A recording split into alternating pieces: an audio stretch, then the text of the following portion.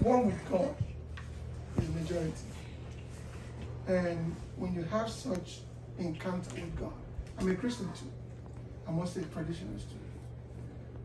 When you have such encounter with God and then you move by that, all I need to do to you is to offer you my prayers and then convince my fellow Nigerians and other Africans and African Americans that I've been here almost 30 years. At least I know one or two people to come out and give you a full support. Because you're being led. And I pray that God will provide all the resources that you need on this journey.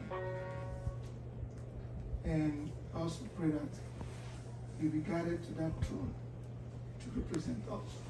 Because only God is the one that knows the reason why He wants you to run. And you said another interesting thing. You said when you were making the decision, you didn't realize that you were the first black woman. In other words, there was no selfish interest in it. Do you understand what I'm saying? So those are the two things that you say that actually move me very well. And God will see you through. That's like I said to you. And all we need to do is to, these are African leaders here. Whether you're from a royal family or not, the ones you've been elected to be a president or a vice president, it's only God that elect people. So, they have their root. I pray that my brothers and sisters here, listen guys, I've been in Colombia. He knows me very well. We suffer together in US. When you get to a certain level, they'll tell you, why don't you change from accounting to hotel management? They always want the black people to do the poor ones, to do the bad ones, while they push their case, ahead. And before my last semester at USC, the white boy that was in my group, he belongs to one of these fraternity stuff. He was supposed to do his project, he didn't do it. And I was the project leader. So I went to foster him, because he's been doing that for a while. At that time I said, no, I'm not gonna do your job again. You're gonna do it. So when I got to see him, he said, why do you always gotta come here when I'm sober? He didn't see me when I'm sober. He's always like, he gave me a little piece of paper like this. I said, here, this is your exam for tomorrow. I looked at it. We used to have like, I think 4 or 5 questions on one page. I looked again. He's like, stay here and do it, and then, like, who is this fool trying to deceive? I gave it back to him. But unfortunately, the next day, we got into the exam. What that boy gave to me, see as this is, you can see me and you, right? You will recognize this. And you can recognize the last thing. What he gave to me was exactly the question. Yes. So I froze. For more than 30 minutes, I couldn't write anything. I was like, in America, so you can cheat in America. So all along, white people has been cheating us. Tell it. No, I mean, more seriously. Because after the exams, I went to him, I told him, listen, where did you get this from? And he later told me where he got it from. From the fraternity. Our lecturer is the fraternity, member of the fraternity, which gave it to them. All they do is drink and party. They will stay up all night and study. And at the end of the day, they give them job. So my sister, all I'm pleading with you is when you go in there, we will give you our support and you will. When you go in there, try and equalize the vote. Let's go. Let the cheating stop. Thank you. Let the cheating stop. We've been marginalized a lot. I'm not just talking about Africans. Right. I'm talking about people that look like me. Like I told him, I'm dragging him to Nigeria.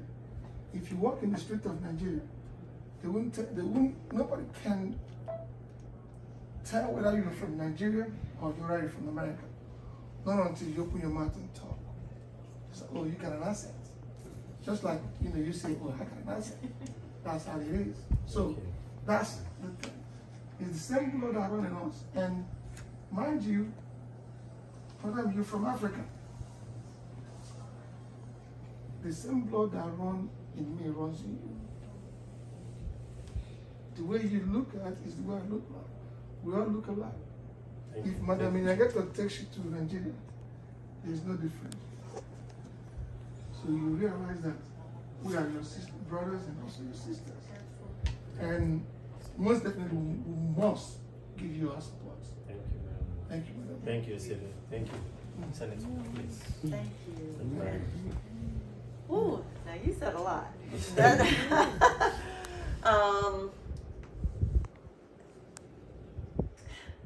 That's a powerful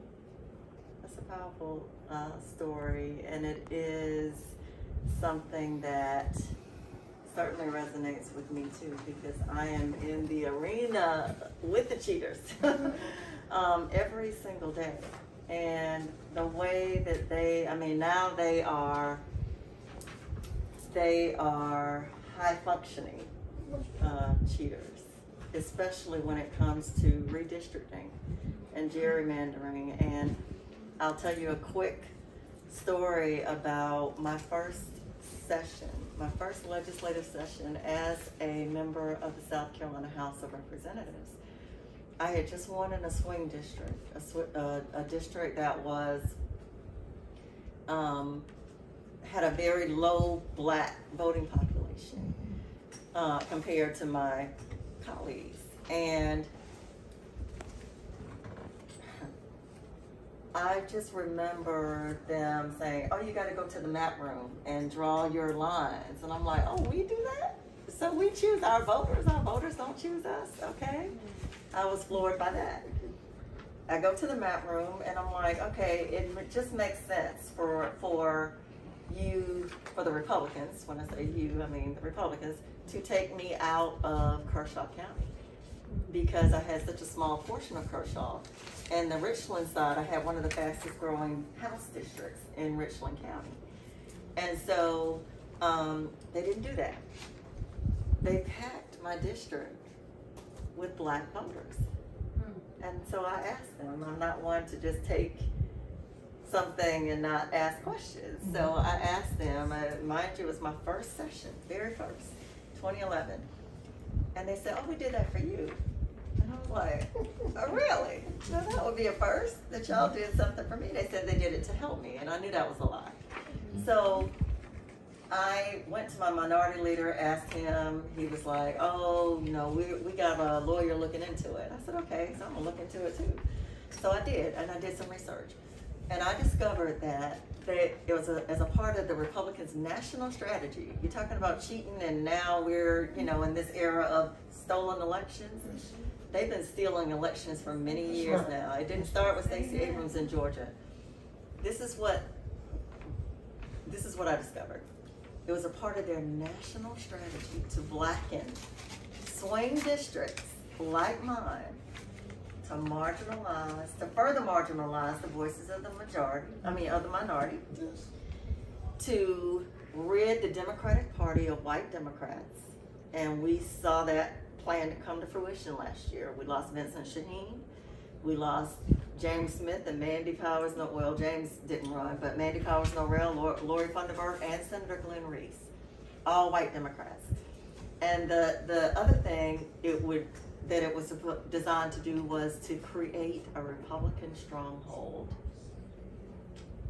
And here we are 10 years later, about to do the redistricting process again. But they have marginalized the voices of the minority. They have gotten rid of white Democrats. There are very few white Democrats left in the Democratic Party. And they now have a Republican supermajority in both chambers.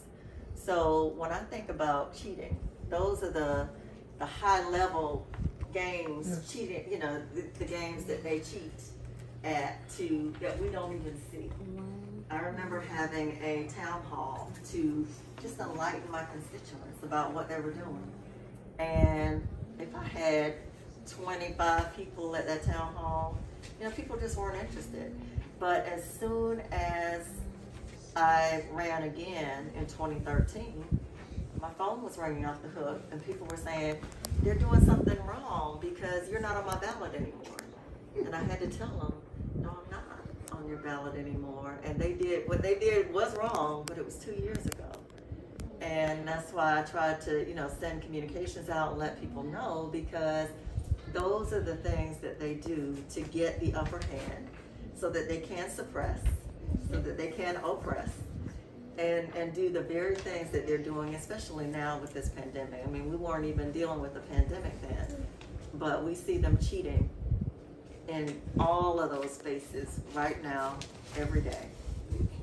Thank you, Senator. Thank you very much. We'll move swiftly now to, if there is a man here politically who can say, I've been there, done it politically, is the man who has run for the president of Ghana twice, served as an advisor to the president of Ghana. And when I took James Smith, your colleague, to his house, James Smith entered and said, I thought this is the house of the governor of the state. Perhaps he owns the biggest house in Casey, Dr. Where do you live again? Emo. Dr. Arthur Kennedy, you are our father, a statesman. We want you to speak. The president of Ghana has spoken for the Ghanaians. We want you to speak as a statesman. You've been there, you've done it. You're a writer, you're a physician. What do you have for the senator? Well, congratulations on your desire to run. I wish you well. Maybe there are things that might be better discussed more into detail outside of a meeting. But Jim Hodges must ring a bell in your mind. That was the last Democrat elected governor of South Carolina. It was a long time before he did. This used to be a Democratic state. Once it swung, there was a long line of Republicans, then Jim Hodges. And then since then, none. And I don't know what lessons you have taken from him and his success. So I want to just summarize my question as, we know all these things about the Republican cheating and all that, but there are a lot of Republicans in South Carolina. How are you going to win enough of them to make this a successful campaign? Actually, since I heard of you, that's what I've been thinking. Thank you, Doctor. Thank you. Even the Bible says, out of the abundance of the heart, the mouth speaketh. Right. The only man here who has done it, been there, tried it, tested, has spoken. Senator, your colleague has spoken. Yes. Replying. Thank you for your question. I know Governor Hodges well. I worked in his administration, but I also worked for Attorney General Charlie Condon, a Republican. So I have experience and relationships on both sides of the aisle. In fact, I have Republicans and Democrats alike who have already contributed financially to our campaign, and there are a lot of Republicans right now who are extremely disheartened with the way their party, with the direction that their party has gone in, and the fact that they are no longer even they're no longer credible in many eyes, because they have lost their way when it comes to this pandemic. They've refused to, they are more about conspiracy theories and sending, kids back to school without vaccinations, without mask mandates. I have Republicans and Democrats alike calling me and emailing me every day. And the Republicans have, some of them have said, hey, I've been a Republican all my life. I voted for Henry, or I voted for whoever. And I just can't do this anymore. Like, y'all can't send my child back to school because he has asthma. Y'all can't send my daughter back to school because she has, a blood disorder or some kind of condition that compromises her immunity. So when I think about whether this is a race we can win and whether we will have the support of some Republicans, the answer is definitely yes. I can't speak to the degree to which we will have that support, but I can say this. In the past, Vincent Shaheen and James Smith have run as Republican lights. They've run as Democrats who believed that they would have crossover appeal, not necessarily because of their relationships, I don't think, but because they are white men running against white men. I don't consider that a luxury, and I won't run as a Republican light. But what I will run is as an independent mind and a strong voice for all of the people in the state. And I believe that Republicans will continue to come along because they want change. We are not in I run as a Democrat, yes, but I don't run to appeal to Republicans. But I think because of the climate that we're in right now, Republicans are going to be moved by someone who has the ability and the courage to tell the truth and to try to do right by all of the people in the state. I've had Republicans speak out and tell me thank you, for helping them navigate when they lost their jobs, or for helping them get their parents vaccinated, or their children vaccinated, or themselves vaccinated, when they got nothing from their current governor that they told me they voted to put in office. So I just believe that the circumstances, the environment is right now for change, and that Republicans and Democrats alike are hungry for change, and they want us to do something different. I don't believe that I've got to compromise who I am and what I stand for. I just think that because of the times that we're in and because of the condition of their party politics, their internal politics, there will be opportunities, and we will have support of some Republicans that we might not have had if they had handled this pandemic differently. Thank you, Senator. So the presidents of each national associations have spoken. We also have leaders in the right here. And though the goddess of time is against us, we want to hear from them. Everyone will speak. We will start with Lady G. Lady G, you're the mother of the community. We know you serve also as the vice president of OAU. You have 1 minute. What would you like to pass on to the Senate? Thank you very much. I'm sorry to be late. Since it's Zoom time, everything I saw now is Zoom in my head, so I was sitting there trying to log on, and I couldn't find the user ID or the password, and I'm texting the wife, said, no, it's in the house. And my granddaughter usually don't stay with me, stay in Raleigh, so that's what I had to bring. You are welcome to African community. Like they all spoken. And I think I don't have much question because I already sent my question to him. But I wanted to ask, have you thought of reaching out to Barack Obama? I know people think that they don't like him, but I know our community do like him, or anybody, Jim Cliven, and talk to Smith and find out what was it that he failed. What was it that he didn't win? Because I was so sure he win. And also, to choose a right partner is very important in this. Like I was telling Mr. Smith, when I saw the deputy that he had with him, I told him, I said, I don't know what it is in her, but I think you can do better if you have chosen somebody else. And that was my own advice to him, but it was already too late when I met him. So I need for you to think seriously about who you want to choose as a running mate. Try not to make this look like it's a black thing. Try and look deep to wherever that true Democrat white folks is, that is a male counterpart. because he will bring more of the other side to you. We know this is South Carolina. Let's not sugarcoat it. It's racist. We know it. So that he can fight for you for the side of the other town that you cannot reach in. Because up till now, what is going on like today, whatever is going on in Washington is a disgrace to this country. I came here in 1977, so I've been here a long time.